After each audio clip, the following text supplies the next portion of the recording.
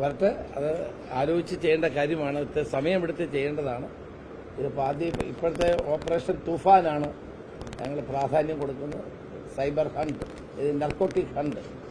Operation തൂഫാൻ narcotic ഹണ്ടിലാണ് ഇപ്പോൾ പ്രാധാന്യം. മറ്റേത് വരട്ടെ, നമുക്ക് ആലോചിക്കാം. അതിന് കുറച്ച് ഇത് ചെയ്യാൻ കുറച്ച് പ്രിപ്പറേഷൻ വേണ്ടി വരും.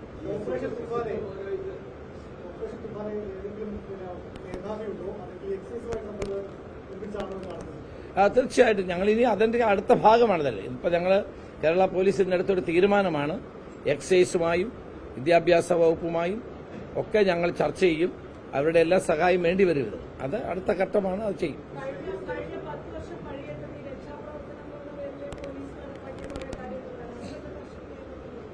തീർച്ചയായിട്ടും ഉണ്ടാവും. ഇതിനകത്തിൽ അന്ന് നവകേരള യാത്രയ്ക്ക് ഇടയിലുണ്ടായ സംഭവം വളരെ നിർഭാഗ്യകരമായി. ആളുകളെ മുഖ്യമന്ത്രിയുടെ ഗൺമാൻ ഇറങ്ങി അടിക്കുന്ന സംഭവം, അതിനെപ്പറ്റി ഒരു SIT അന്വേഷിക്കുകയാണ്. അന്വേഷിച്ച് റിപ്പോർട്ട് വരട്ടെ. റിപ്പോർട്ട് വന്നാൽ അതിന് അനുസരിച്ച് എന്താ നിയമപരമായി എന്ത് ചെയ്യണമെന്ന റിപ്പോർട്ടിന്റെ അടിസ്ഥാനത്തിൽ തീരുമാനിക്കും.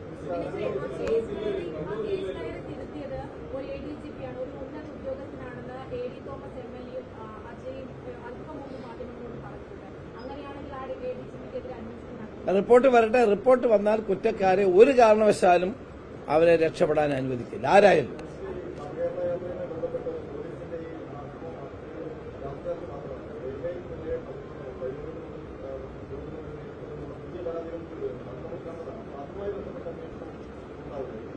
അല്ല, ഇത്തരം കുറ്റകൃത്യങ്ങൾ ഗവൺമെന്റിന്റെ ശ്രദ്ധയിൽപ്പെട്ടാൽ തീർച്ചയായിട്ടും അതിന്റെ നടപടി ഉണ്ടാകും. ഇപ്പൊ ആലപ്പുഴയിലെ സംഭവമാണ് പുതുതായി ഏറ്റവും പ്രധാനമായും വന്നത്. ആ സംഭവത്തിൽ അപ്പോൾ തന്നെ SIT രൂപീകരിച്ച് കോടതി പറഞ്ഞില്ല, ഞങ്ങളല്ല, രാഷ്ട്രീയമായി ചെയ്തതല്ല, ബഹുമാനപ്പെട്ട കോടതി പറഞ്ഞ ശേഷം SIT രൂപീകരിച്ച 2 വർഷം കാത്തിരുന്നു. ക്യാബിനറ്റ് തീരുമാനിച്ചു SIT രൂപീകരിച്ച് മുന്നോട്ട് പോകാൻ. അപ്പോൾ തന്നെ DGP SIT രൂപീകരിച്ചു. ആ SIT പ്രവർത്തിക്കുകയാണ്. ആ SITയുടെ പ്രവർത്തനം നടക്കട്ടെ, റിപ്പോർട്ട് കിട്ടട്ടെ. റിപ്പോർട്ട് കിട്ടിയാൽ റിപ്പോർട്ടിന്റെ ബേസിസിൽ ശക്തമായ നടപടി കൈക്കൊള്ളും.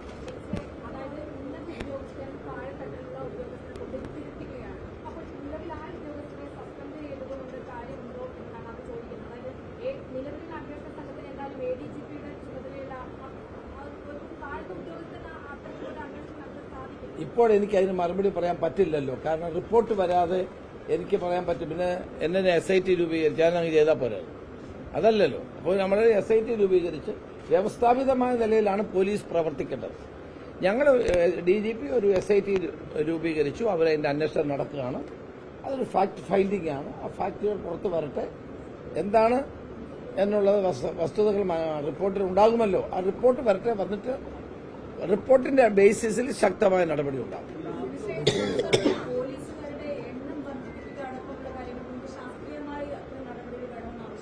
തീർച്ചയായിട്ടും അത് ഞങ്ങള് അതെ, തീർച്ചയായിട്ടും ക്രൈമിന്റെ നേച്ചറൊക്കെ മാറിപ്പോയല്ലോ. ഇപ്പോൾ പഴയ പോലുള്ള ക്രൈം അല്ലല്ലോ. ഇപ്പം IT റിലേറ്റഡ് ആയിട്ടുള്ള ക്രൈംസ് ആണ് കൂടുതൽ വരുന്നത്. അപ്പൊ അതിനുവേണ്ടി പ്രത്യേക പരിശീലനവും കാര്യങ്ങളും ഒക്കെ ഞങ്ങൾ ചെയ്യും. ഞാൻ അന്ന് ആഭ്യന്തരമന്ത്രി ആയിരുന്നപ്പോഴാണ് സൈബർ ഡോം ആരംഭിച്ചത്. അതൊക്കെ നമ്മൾ ശക്തിപ്പെടുത്തും. അതുപോലെ തന്നെ പോലീസിന്റെ എണ്ണം കുറവാണ്. പോപ്പുലേഷൻ വെച്ച് നോക്കുമ്പോൾ അല്ലേ 1:9 ആണ് അല്ലേ.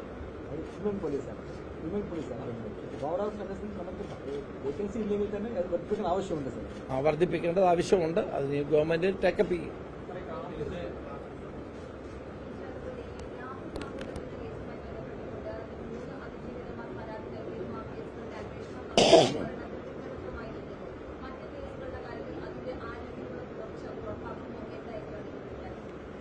ഗവൺമെന്റിന്റെ സമീപനം വളരെ വ്യക്തമാണ്. സ്ത്രീകൾക്കെതിരെ ഉണ്ടാകുന്ന ഏത് അതിക്രമത്തെയും ശക്തമായി നേരിടും. അതിനകത്ത് ആര് എന്ത് എന്നുള്ള പ്രശ്നമില്ല. സ്ത്രീകൾക്കും കുട്ടികൾക്കും എതിരായുള്ള അതിക്രമങ്ങളെ ശക്തമായി നേരിടും. പ്രത്യേകിച്ച് സ്ത്രീകൾക്ക് പൂർണ്ണ സുരക്ഷിതത്വം ഈ ഗവൺമെന്റും പോലീസും ഉറപ്പുവരുത്തും.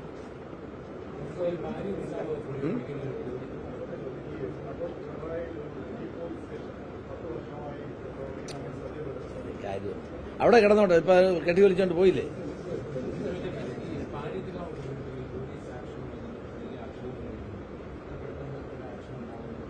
എനിക്ക് അതിനെപ്പറ്റി ഒന്ന് പറയാനുണ്ട്. 50 വർഷമായി നടക്കുന്ന ഒരു കേസാണിത്.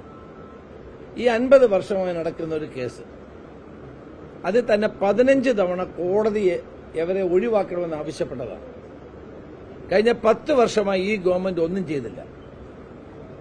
ഞങ്ങൾ സത്യപ്രതിജ്ഞ ചെയ്ത് 24 മണിക്കൂർ തികയുന്നതിന് മുമ്പാണ് ബഹുമാനപ്പെട്ട കോടതിയുടെ നിർദ്ദേശമാണ് ഒരു അഡ്വക്കേറ്റ് കമ്മീഷനെ അവിടെ വെച്ച് അഡ്വക്കേറ്റ് കമ്മീഷൻ പോലീസിനെ വിളിക്കുകയാണ്.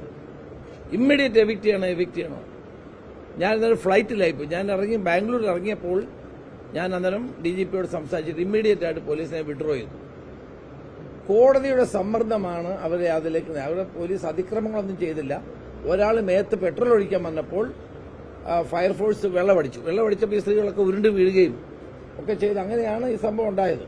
ഏതായാലും ഇപ്പം ഞങ്ങൾ കൊടുത്തിരിക്കുന്ന നിർദ്ദേശം, ഒരു കാരണവശാലും ആര് പറഞ്ഞാലും പോലീസ് അവരെ എവിക്റ്റ് ചെയ്യാനോ മറ്റു നടപടിക്കോ പോകരുത്. ഞങ്ങൾ കോടതിയെ സമീപിക്കുകയാണ്. റിലീഫിന് വേണ്ടി തിങ്കളാഴ്ച AGയെ ചുമതലപ്പെടുത്തിയിട്ടുണ്ട്. മുഖ്യമന്ത്രി ഇന്നലെ റോജി M. ജോണിനെ മന്ത്രിയെ ചുമതലപ്പെടുത്തി. അദ്ദേഹം അവിടുത്തെ വിക്ടിംസുമായിട്ട് സംസാരിച്ചു. അത് പരിഹരിക്കാൻ ശ്രമിക്കുകയാണ്. ആദ്യമായിട്ടാണ് ഗവൺമെന്റ് ഇടപെടുന്നത്. ഞങ്ങളാരും ഇത് അറിഞ്ഞിട്ട് പോലും ഇല്ലായിരുന്നു ഇത്രയും സംഭവം ഉണ്ടെന്നുള്ള കാര്യം.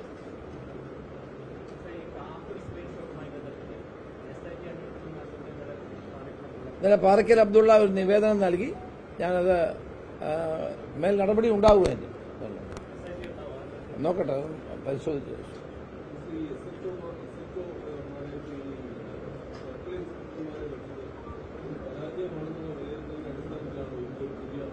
അത് പരാജയമാണ്. കാരണം അതിനകത്തുള്ളൊരു പ്രശ്നം, പണ്ടൊക്കെ SIമാർക്കായിരുന്നു സ്റ്റേഷന്റെ ചുമതല. അപ്പോൾ അവർ അഭിമാനപൂർവ്വം ഒരു SI അവിടെ സ്റ്റേഷനിൽ ജോലി ചെയ്യുമായിരുന്നു. CIയുടെ ജോലി എന്താ? 3-4 സ്റ്റേഷന്റെ നിരീക്ഷണമായിരുന്നു. അതും നഷ്ടപ്പെട്ടു. DYSPയുടെ ചുമതല എന്താണ്? 9ഓളം പോലീസ് സ്റ്റേഷനുകളുടെ നിയന്ത്രണമാണ്. അപ്പോൾ അത് പോലീസിംഗിൽ അത് കാര്യമായ ഗുണം ചെയ്തിട്ടില്ലെന്നാണ് ഞാനടക്കം പലരുടെയും വിലയിരുത്തൽ. എന്നാലും ഒരു പദ്ധതി ഇംപ്ലിമെന്റ് ചെയ്തതാണ്, നടപ്പായിക്കൊണ്ടിരിക്കുകയാണ്. അത് നമ്മളുടെ ബോധ്യത്തിന്റെ അടിസ്ഥാനത്തിൽ മാത്രം പെട്ടെന്ന് തീരുമാനിക്കേണ്ടതല്ല. അത് ഒരു കമ്മിറ്റി വെച്ചിരിക്കുകയാണ്. ADGP ഹെഡ്ക്വാർട്ടേഴ്സ് ഒരു 5 അംഗ കമ്മിറ്റി DGP നിയോഗിച്ചിട്ടുണ്ട്. ആ കമ്മിറ്റി റിപ്പോർട്ട് കിട്ടിയ ശേഷം പഠിച്ച് ഒരു തീരുമാനം.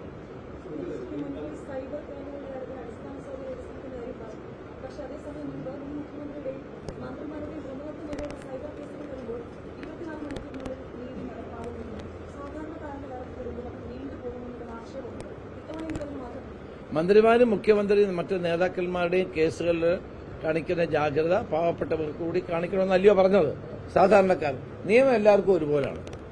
അതുകൊണ്ട് സൈബർ ക്രൈമിന്റെ കാര്യത്തിൽ എല്ലാവർക്കും നീതി നൽകുക എന്നുള്ളതാണ് ഗവൺമെന്റിന്റെ പൊതുനയം, പോലീസിന്റെ പൊതുനയമായ അതാണ്. പക്ഷെ അതിനു വേണ്ടി അവർക്ക് വളരെ ഇൻഫ്രാസ്ട്രക്ചർ ഫെസിലിറ്റീസ് കൊടുക്കേണ്ടി വരും. അവർക്ക് ട്രെയിനിങ് ഉള്ള ഉദ്യോഗസ്ഥന്മാർ വേണ്ടി വരും. അത് കൂടി കൊടുത്താലേ അവർക്കത് പൂർണ്ണമായി ചെയ്യാൻ പറ്റുള്ളൂ. അത് ചെയ്യും. വാസ്തവത്തിൽ ഇന്ന് ഏറ്റവും വലിയ പ്രശ്നം സാമൂഹ്യ മാധ്യമങ്ങളിലൂടെയുള്ള ആളുകളെ അപമാനിക്കുകയും ആക്ഷേപിക്കുകയും കുടുംബകലഹങ്ങൾ ഉണ്ടാക്കുകയും ഒക്കെ ചെയ്തുകൊണ്ടിരിക്കുന്ന വലിയ വലിയ പ്രശ്നങ്ങളാണ്.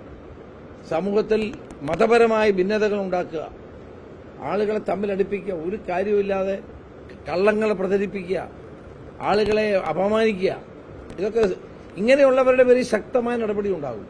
സാമൂഹ്യ മാധ്യമങ്ങളിലൂടെ വ്യക്തികളെ ആക്ഷേപിക്കുന്ന ആളുകളുടെ കാര്യം ശ്രദ്ധയിൽപ്പെടുത്തിയാൽ പോലീസ് നടപടി ഉണ്ടാകും.